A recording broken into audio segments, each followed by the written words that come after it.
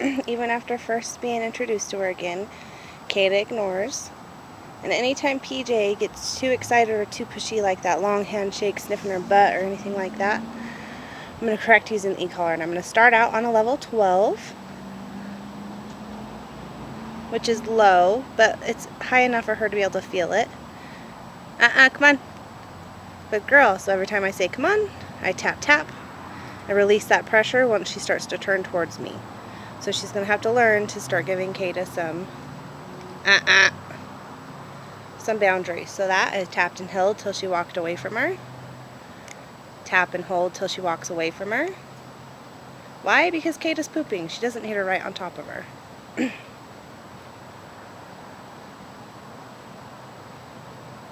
So really needing some boundaries. The only time she's allowed to interact is if she's nice and calm next to her.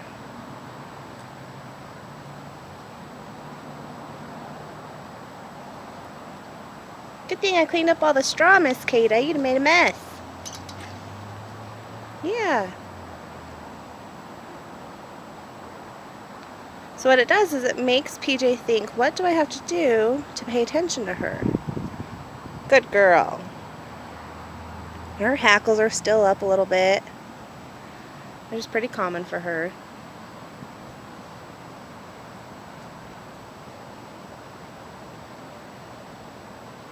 But to start off, I won't let her get that crazy. So even the tiniest form of her being too pushy with Kaida, I'm going to correct.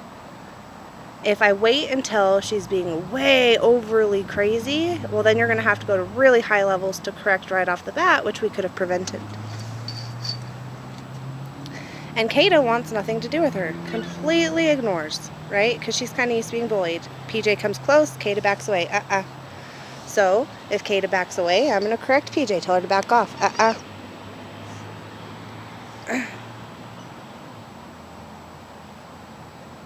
Good girl. It's confusing for her. Why? Because Kaida doesn't want anything to do with her.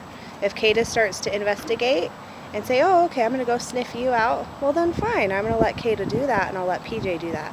But if PJ's the one that's controlling her by making her interact when she doesn't want to, well that's what PJ gets a kick out of. That's why she herds her and is overly rough with her.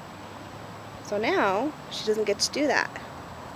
So without me even saying sit, stay, or anything, just using low levels to control space, she's now, what do I have to do? I'm just going to sit over here, right? She's actually using her brain with interaction instead of constantly being a bully.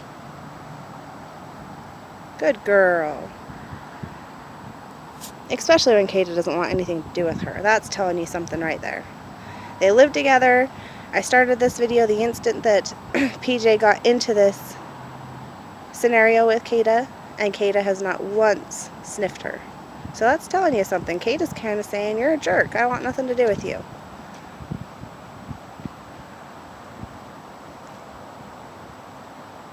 So Kaida's practicing a lot of avoidance. Hi, pretty girl.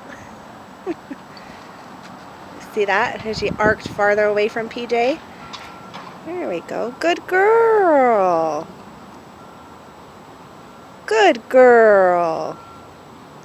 So ultimately what I'm telling PJ is, you no longer are dominant over Kaida. She's dominant over you. She gets to decide when she's going to interact. Good girl. Good girl, Peach. Oh, you don't know what to think about that, do you? Very nice. And when you put PJ in a scenario where she's no longer in control, what does she do? She focuses on us because she doesn't know what to do with herself. Now, if she was with me for the whole 6 weeks, this kind of stuff wouldn't happen because she'd already be used to having to be successful in situations that make her uncomfortable or not know what to do. She's very habitual. Her usual habit she's not allowed to do here. And she's only on a level 12. You'll be able to feel it. We can't feel it till about a level 15, 16, even period. And she's feeling it on low levels. So she'll turn into stalker girlfriend. Well, what do you want me to do? I'm ignoring her pretty much. Teaching her that, hey, you just need to relax. Don't mind all the garbage bags everywhere. It's garbage day soon.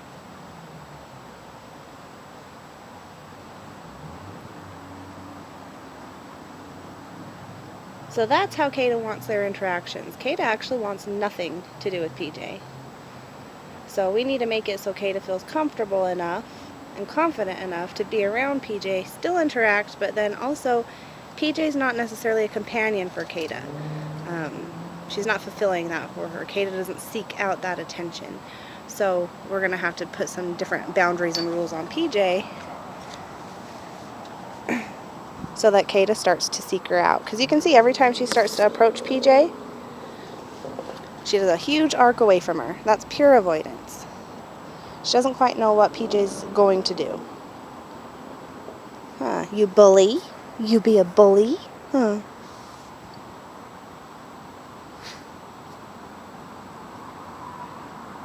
So this is pretty much what I want her interactions to look like right now. I don't care if PJ's paying attention to you. Don't look at her, don't talk to her, completely ignore her. Because what's going to happen is she's going to stop avoiding Kaida, because now that's what she's doing. Okay, well I can't handle being controlled, so I'm just going to stare at you and avoid Kaida. So I'm going to ignore her.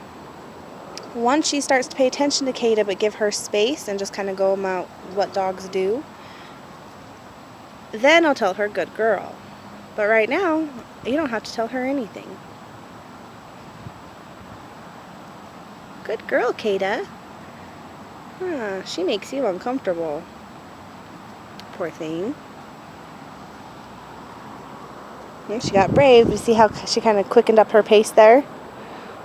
Walked past her a little bit faster than usual. So all she does is want to avoid.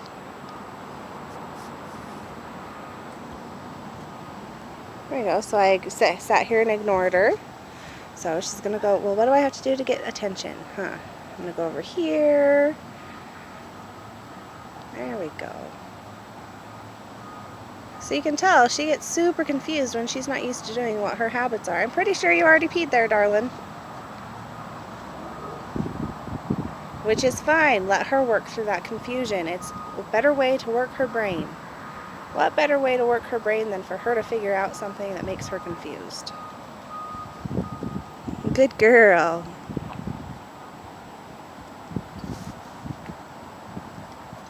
So observing is better socialization for a dog than even interacting.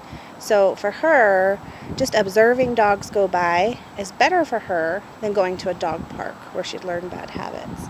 Now coming here, it's a little bit different because she's learned, her friends and how to properly socialize in this structured environment. And she's not allowed to get amped up. There we go. Now she's getting braver. She's still avoiding her. Instant she starts to walk near her, her nose hits the ground, but she's getting closer, so she's building up some interest. So really paying attention to the other dog's body language. It's not necessarily the play, it's the presence in general. PJ's presence in general automatically puts Kaida in a state of avoidance. So that's what we need to change. I pretty much don't want PJ trying to play with Kaida, period. There's other places we can do to get PJ's playfulness out and things like that. It doesn't have to be Kaida. So Kaida needs to be treated like she's a cat. You're not allowed to play with the cat. You're not allowed to chase the cat. You're just allowed to exist and be present and calm with the cat.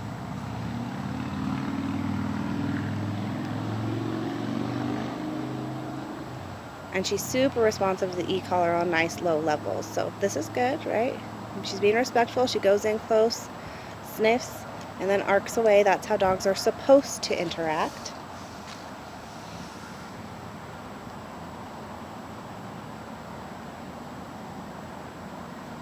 Very good.